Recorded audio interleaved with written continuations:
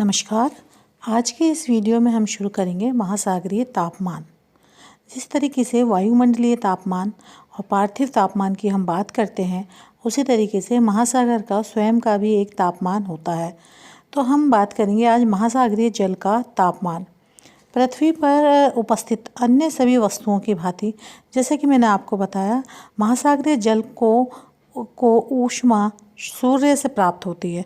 तो मुख्य स्रोत पृथ्वी की तरह ही महासागरीय जल का स्रोत भी सूर्य ही है। समुद्र का जल सौर विकिरण से ऊष्मा प्राप्त करके गर्म होता है, जिससे उसका तापमान बढ़ता है। समुद्री जल का तापमान एक सा नहीं रहता और यह समय समय पर स्थान के अनुसार और समय के अनुसार बदलता रहता है। स्टूडेंट्स, हम बात करेंगे तापमान में अंतर के कारण महासागरीय जल में संचरण होता है, जिससे समुद्री लहरें तथा धाराएं चलती हैं और जलवायु पर इसका प्रभाव भी पड़ता है। समुद्री जल के तापमान पर ही समुद्री जीव जंतु तथा वनस्पति निर्भर करती है। विश्व के अधिकांश मत्स्य क्षेत्र उन भागों में है जहाँ समुद्री जल का तापमान अधिक नहीं होता। हम बात करेंगे कि महासागरीय जल के ठंडा और गर्म होने की प्रक्रियाएं होती हैं। तो गर्म होने की मुख्यतः दो प्रक्रियाएं हैं। नंबर 1 सौर विकिरण का अवशोषण और नेक्स्ट है पृथ्वी के आंतरिक भाग से महासागरीय जल का संबंध। इसी प्रकार महासागरीय जल के ठंडा होने की भी 3 प्रक्रियाएं हैं। समुद्री तल से ऊष्मा का विकिरण, संवहन और वाष्पीकरण। महासागरीय जल के तापमान के क्षैतिज वितरण की हम बात करेंगे आज। क्षैतिज वितरण का मतलब है अक्षांशों के अनुसार महासागरीय जल के तापमान में क्या क्या अंतर आते हैं। तो सबसे पहले इसमें आते हैं अक्षांश। अक्षांश महासागरीय जल का तापमान भूमध्य रेखा पर सबसे अधिक रहता है तथा ध्रुवों पर यह सबसे कम होता है। भूमध्य रेखा पर समुद्री जल का वार्षिक औसत तापमान 26 डिग्री सेंटीग्रेड से लेके सेंटीग्रेड तक है और जैसे जैसे हम उच्च अक्षांशों की तरफ जाएंगे, खासकर 20 डिग्री अक्षांश पर इसका तापमान 23 डिग्री सेंटीग्रेड है। आप अपनी जो मैं एक तालिका बता रही हूँ, उस तालिका से भी इस चीज़ को आप देख के अपने नोट्स बना सकते हैं। 40 डिग्री सेंटीग्रेड और 60 डिग्री अक्षांशों पर 1 डिग्री सेंटीग्रेड होता है। 0 डिग्री से लेके समताप रेखाएं ध्रुवीय क्षेत्रों के इर्द गिर्द टेढ़ी मेढ़ी होती हैं और टेढ़े मेढ़े वृत्त बनाती हैं। महासागरीय जल का तापमान अक्षांशीय वितरण में मैंने जो आपको टेबल दी है उसमें ज़रूर आप ध्यान से देखिएगा कि मैंने बहुत अच्छी तरीके से डिस्कस किया है कि किस किस अक्षांश पर जाकर और किस किस महासागर में किस प्रकार का हमें तापमान देखने को मिलता है। अब तापमान जिन तत्वों पर निर्धारित रहता है उनमें नंबर 2 आता है प्रचलित पवनें। प्रचलित पवनें अपने साथ समुद्र तल के जल को बहा ले जाती हैं और उसकी पूर्ति के लिए समुद्र के निचले भाग से ठंडा जल ऊपर आ जाता है। इस प्रकार जिस ओर से वायु चलती है वहाँ पर समुद्र का जल तापमान कम तथा जिस ओर को वायु चलती है, आप दोबारा ध्यान से सुनिएगा कि जिस तरफ से वायु आ रही है वहाँ पर समुद्र जल का तापमान कम तथा जिस ओर को वायु चलती है वहाँ पर तापमान अधिक होता है। यही कारण है कि उष्ण कटिबंधों में जब ट्रेड विंड्स आती है, जिनको कि हम व्यापारिक पवनें कहते हैं, वो के प्रभावाधीन महासागरों के पूर्वी भागों में समुद्र जल का तापमान कम तथा पश्चिमी भागों में तापमान अधिक होता है।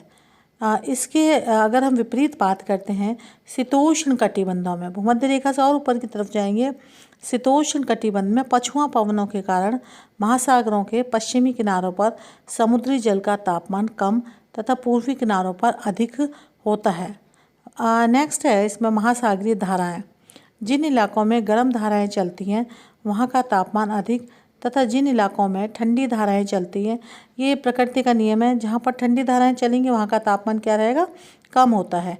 उत्तरी अटलांटिक महासागर के पश्चिम तट पर लैब्राडोर की ठंडी धारा बहती है और इस ठंडी लैब्राडोर धारा के कारण यहाँ का तापमान करीबन काफ़ी कम पाया जाता है और ये होता है यहाँ 50 डिग्री उत्तरी अक्षांश पर ही शीत ऋतु में समुद्री जल जम जाता है। केवल किसकी वजह से?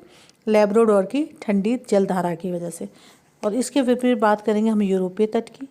यूरोपीय तट के साथ साथ उत्तरी अटलांटिक प्रवाह गर्म धारा बहती है और यहाँ पर समुद्री जल के तापमान को ऊंचा बनाए रखती है। अतः नॉर्वे के तट पर 60 डिग्री उत्तरी अक्षांश पर भी समुद्री जल नहीं जमता। देखिए, एक तो 50 डिग्री पर ही जल जम रहा है क्योंकि वहाँ पर लैब्राडोर ठंडी धारा बहती है, और यूरोपीय तट पर नॉर्वे पर 40 डिग्री पर भी समुद्री जल नहीं जमता क्योंकि वहाँ पर गर्म जलधारा बहती है। नेक्स्ट पॉइंट है हमारा समीपवर्ती स्थलखंडों का प्रभाव। समीपवर्ती स्थलखंडों का, अगर खुले महासागर हैं वहाँ का तापमान साधारणतः एक जैसा रहता है, परंतु स्थलखंडों से घिरे हुए समुद्रों का तापमान ग्रीष्म ऋतु में अधिक तथा शीत ऋतु में कम होता है, क्योंकि समुद्र के ऊपर स्थलखंडों का बहुत अधिक प्रभाव पड़ता है। इस कारण स्थलीय भाग जलीय भाग की अपेक्षा, जैसे कि पता है, शीघ्र गर्म होते हैं तथा ठंडे हो जाते हैं।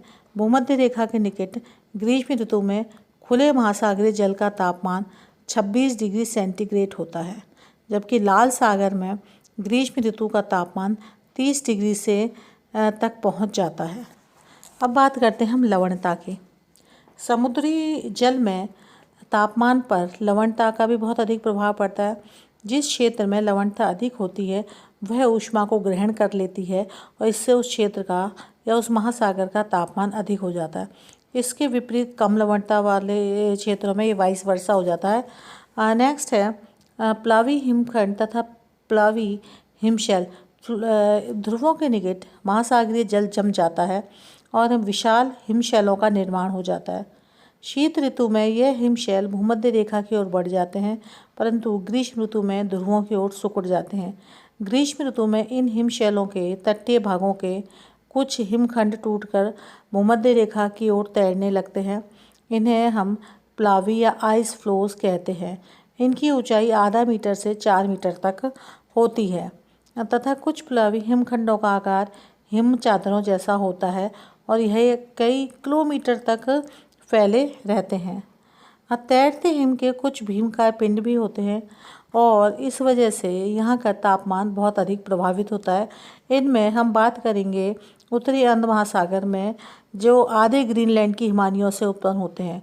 उत्तरी प्रशांत महासागर में बेरिंग जलडमरू मध्य के अवरोध के कारण यह कम संख्या में पाए जाते हैं। दक्षिणी गोलार्ध में प्लावी हिमशैल बहुत बड़े आकार के होते हैं, कुछ 60 किलोमीटर लंबे पाए जाते हैं। अंटार्कटिका महाद्वीप में पैदा होते हैं और खारे समुद्र के मीठे जल का यह प्राकृतिक स्रोत भी होते हैं। इसी तरीके से महासागरीय जल में तापांतर, रेंज ऑफ टेम्परेचर की भी हम बात करेंगे।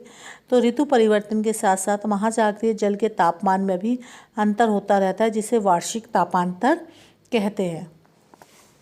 और इस तरीके से हम कह सकते हैं कि 20 डिग्री उत्तरी तथा दक्षिणी अक्षांशों के बीच तथा 50 डिग्री दक्षिण